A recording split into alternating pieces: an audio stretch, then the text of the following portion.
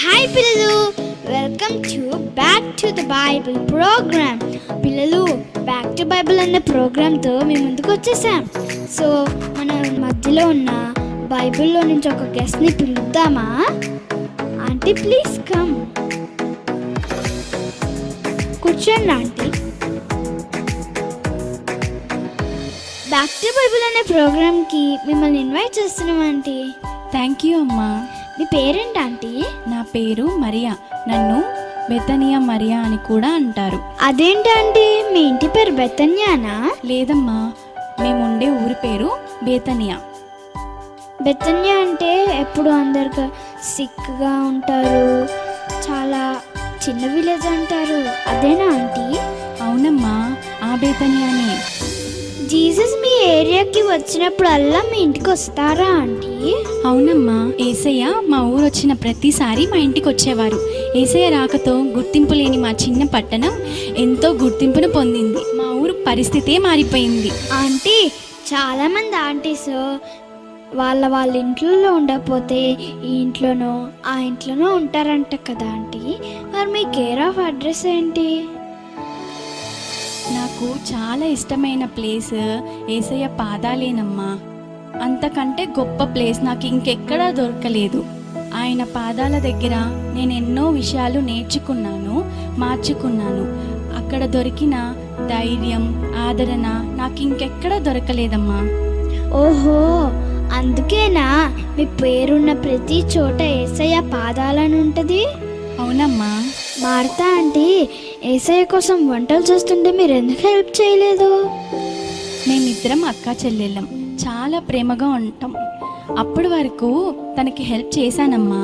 కానీ ఏసై వచ్చిన తర్వాత ఆయన పాదాల దగ్గర కూర్చుని ఆయన మాటలు విని ఏసయ్య వాక్యం కంటే ఇంకేది నాకు ఇంపార్టెంట్ అనిపించలేదు. అలాగా ఆంటీ? అవునమ్మా. మీ ఫ్యామిలీ అంటే యేసయ్యకి చాలా ఇష్టం కదా ఆంటీ.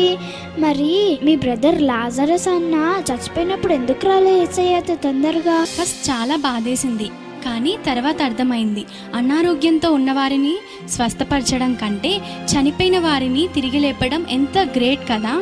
అందుకని యేసయ్య ఈ కార్యం చేయడానికే ఆలస్యం చేశారని తర్వాత నాకు అర్థమైందమ్మా.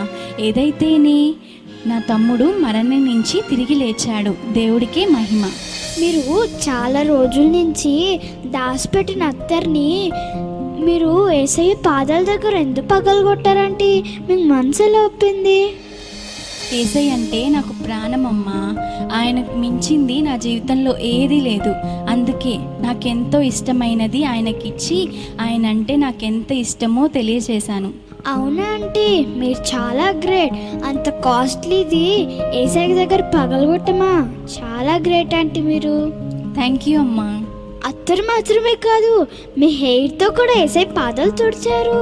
అవునమ్మా, నాకెంతో ఇష్టమైన ఆ అత్తరు సంవత్సరం అంతా కష్టపడితే వచ్చే జీతం అంత విలువైనది. ఆ అత్తరుని యేసయ్య పాదాల దగ్గర పగలగొట్టినా నా పగిలిన గుండెలోంచి వచ్చిన కన్నీటితో ఆయన పాదాలు కడిగినా ఆయన కోసం ఇంకా ఏదో చేయాలనిపించిందమ్మా. నా యేసయ్యకి ఇంకా ఏం చేద్దామా అని ఆలోచిస్తున్న సమయంలో అప్పుడు నాకు ఒక ఆలోచన వచ్చిందమ్మా. యూదులలోని మా స్త్రీలకు తల వెంట్రుకలు ఎంతో ఘనత. ఇలాంటి నా ఘనతను యేసయ్య పాదాల దగ్గర ఇచ్చేశాను. వావ్, మీరు చాలా గ్రేట్ ఆంటీ. థ్యాంక్ యూ అమ్మా. మీ లైఫ్లో చాలా గ్రేట్గా ఫీల్ అయ్యే ఒక్క విషయం చెప్తారా?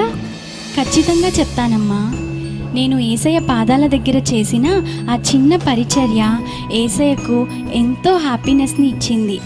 అలాగే ఎక్కడైతే సువార్తను చెప్తారో అక్కడ తప్పకుండా నేను చేసిన ఈ పనిని మాట్లాడుకుంటారని యేసయ్య ఎంతో హ్యాపీగా నాకు చెప్పారమ్మా.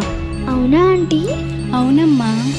ఈ ప్రోగ్రామ్ చూస్తున్న మా ఫ్రెండ్స్కి మీరేం చెప్పాలనుకుంటున్నారా ఆంటీ? పిల్లలు, మీరు కూడా నాలాగే యేసయ్యని ఎక్కువగా ప్రేమించాలి. నేను నా జీవితంలో ఎక్కువగా ప్రేమించిన దాన్ని యేసయ్యకి ఇచ్చేశాను.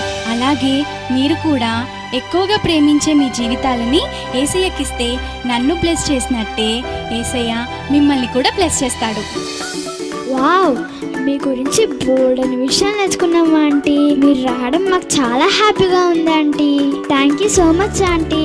చాలా సంతోషం అమ్మా, మీతో కలిసి ఇలా మాట్లాడడం నాకు కూడా చాలా సంతోషంగా ఉంది. పిల్లలు, మరియా ఆంటీతో మనం బోల్డ్ అనే విషయాలు నేర్చుకున్నాం కదా.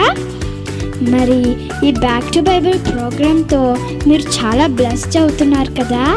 సో ఇంకెందుకు ఆలస్యం, లైక్, షేర్, సబ్స్క్రైబ్.